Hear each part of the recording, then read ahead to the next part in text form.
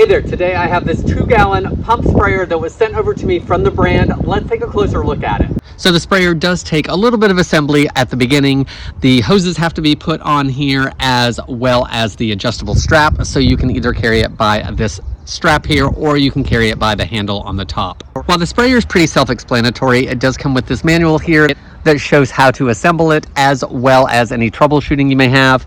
The manual does state it takes about an hour and 40 minutes to reach full charge capacity on the battery, and that it will provide up to 2 hours of continual use. When adding liquid to the sprayer, you can see here on the side that it has this measurement gauge and that it's clear, so you can see the liquid through it, knowing exactly how much you have in the container. This comes with multiple nozzles for spray options, and I will say I was kind of impressed at how far it actually sprayed.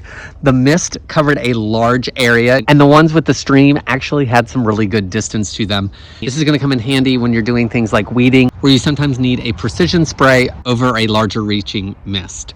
While I wouldn't say that the handle itself is ergonomic, I do feel that it was easy to use and comfortable. I like that when it's turned on, it is going to continually spray until you turn that button off again.